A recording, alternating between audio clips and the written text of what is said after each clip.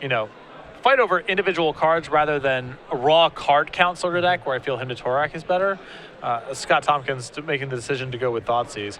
Yeah, I talked with Tannen earlier, who was also playing a Bug Delver list, and said that hymns are great, you know, when you have them in their opening hand, but later in the game, not a card you want. Also does Decay and Thoughtseize. Also does some amount of damage to your mana base. The Bug list is already strained pretty far, and double black is a hard thing to cobble together in a deck that often features Tropical Island as well. So some of it's mana base related. Alex Hahn, who's his opponent, his creature base, 4 Tarmogoyf, 4 Deathrite Shaman, 4 Delver of Secrets, 4 Force of Will, 3 Hymn to Torak, 3 Liliana, 3 Thoughtseize, 4 Abrupt Decay, 4 Ponder, 3 Days, 3 Brainstorm. So playing Thoughtseize alongside Hymn to Torak. So did I hear you right? Alex does not have True Name? No True Name Nemesis in his list. That could be the edge for Scott here. With 2 protection from you creatures. Yeah.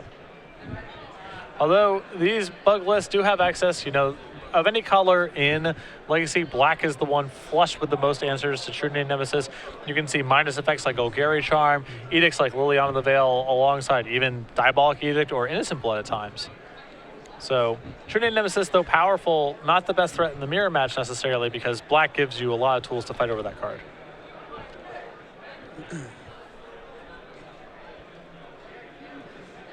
Game 3 underway with Scott with a Creeping Tar Pit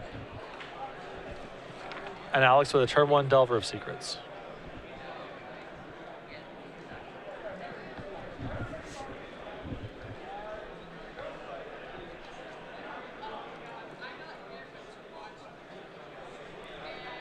Scott now mulling over a second turn. Pretty critical for him to kill Delver of Secrets if able. Yep. Need an answer or a threat here after the tapped land turn 1. And he gets rid of it. Disfigure well equipped for the job here. And I like the sequencing of spells here by Scott here, as he's aware that Daze is a threat that Alex could potentially have. So it's more critical for him to kill the Delver this turn. He leads off with the Disfigure. He doesn't mind necessarily if his Ponder gets dazed, but really critical for him to kill the Delver. Yeah. Got to get the Delver off the table, especially when he doesn't have a threat himself. Yeah, for decks with a lot of removal, it's funny how much life total ends up mattering, because Deathrite Shaman and the hits from Tarmogoyf are so big. Yep. You don't want to be taking hits for no reason. And here's the hymn that you mentioned from Alex. Almost always good in the opening hand. The bigger problem, as you mentioned, drawing hymns later in the game, generally pretty poor.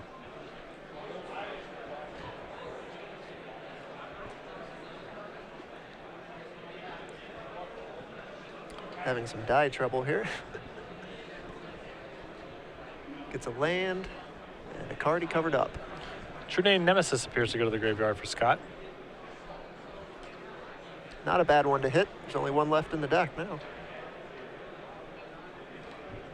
See if Scott has any follow-up here. A Deathrite Shaman. Deathrite, one of the biggest incentives to play a list like this. You know, you're in the market for mana, you're in the market for dealing damage, gaining life in some matchups, attacking the graveyard. I feel like Bug Delver incorporates this deck better than any other deck in the format, really. And plenty of fodder for it already at its disposal.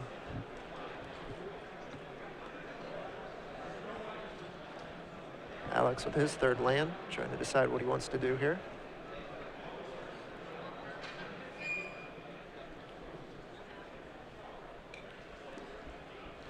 He's pondering. He's looking at another hymn here, so he might be able to back-to-back hymn Scott. Just rip apart Scott's hand.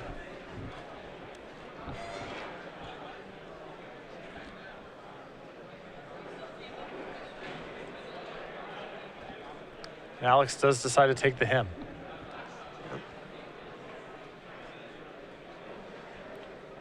So I have to imagine, you know, this turn we're casting him, and then Alex is hoping to be able to sweep up Scott's leftovers with removal spells or his own threats. Yep. Because once you disrupt their hand, if you don't have any threats, you know, they can top deck them just the same as you. Yep. So this is a pretty good opening for Alex, but still important for him to find removal spells or threats of his own. Fortunately for him, his deck is pretty much nothing but that, so It should not be too hard to find. helps your odds when it's all removal and threats. See Scott discard 2 copies of Abrupt Decay, and now Scott is living off the top of the deck starting on turn 4. He's got a Deathrite Shaman. And a Creeping Tar Pit. He has some stuff in play. You can see Creeping Tar Pit really critical in these attrition matchups because, you know, both players are so equipped to run each other out of resources that having something that's a land and a spell is really important. I think that if you were able to side into a package in the mirror match that was just all removal spells and man lands, you would have a pretty big edge. Just a bunch of Creeping Tar Pits. Treetop Villages, whatever. Let's see what he drew here for the turn. Another land. And Scott just going on the offensive. Sending in the Squire and the Creeping Tar Pit.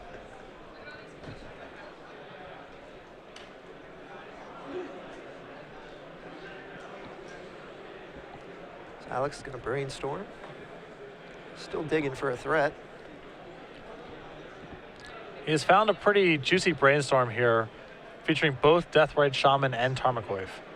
I think at this stage of the game, Alex would prefer to find removal spells. He's a little under the gun here, and the Deathrite and Creeping Tar Pit are both good threats against blockers, but this is something of a start. Yes. Do you have a fetch land in there as well? I thought I saw Verdant Catacombs.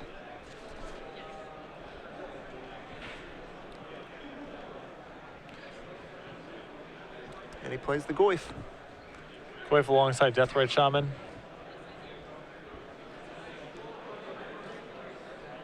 Land, for as much mana as Scott has at this point, land actually isn't a shabby draw for him at this turn, as it will allow him to both attack with his Screaming Tar Pit and activate his Deathrite Shaman.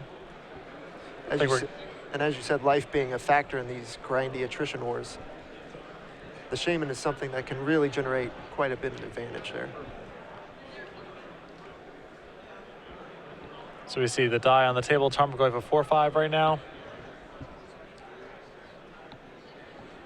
Land instant sorcery creature. Scott's going to send in just the Tar Pit.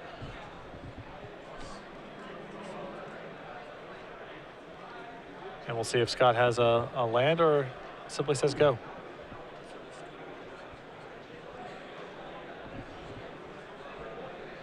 Alex going to battle with his Tarmogoyf.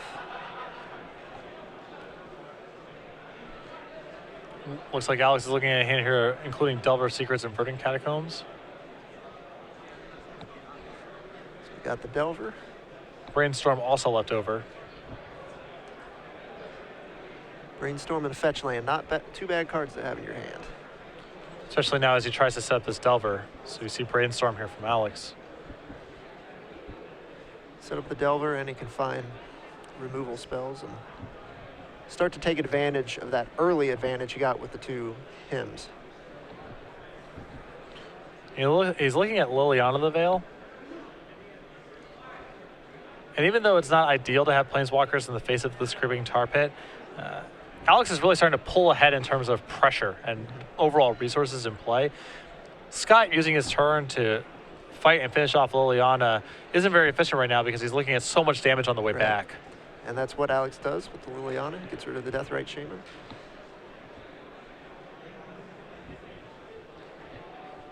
So Alex really capitalizing on those hymns, as you mentioned before. He's very effectively run Scott out of things to do and has a lot of pressure in play as well. Right, because like you said, Scott's now in the unenviable position of sending the Tar Pit at the Lily or trying to find a deal with a Tarmogoyf and a Delver, which you have to assume is going to flip after the Brainstorm. Yeah.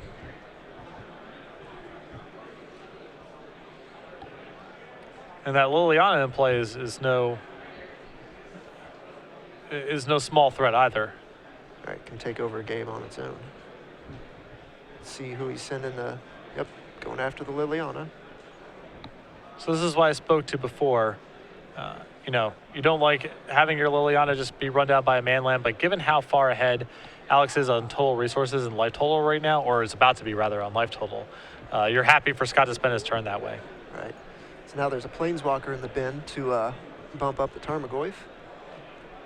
And the flip Delver. And that attack knocks Scott all the way down. That's a 7-point attack, or an 8-point attack rather, yep. knocking Scott to 7. So he is facing lethal.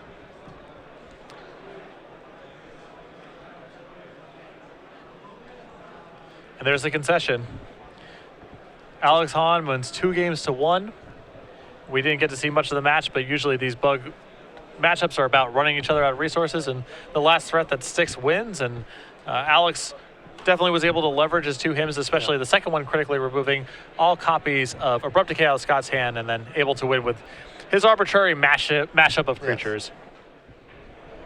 Yes. So Alex now moves to 6-1-1, likely in a position to have a win-in next round with Bug Delver, and for Scott Tompkins, a run at a top 8 berth over here as he falls to 5-2-1. Yep. Those hymns so powerful, just depleting the resource.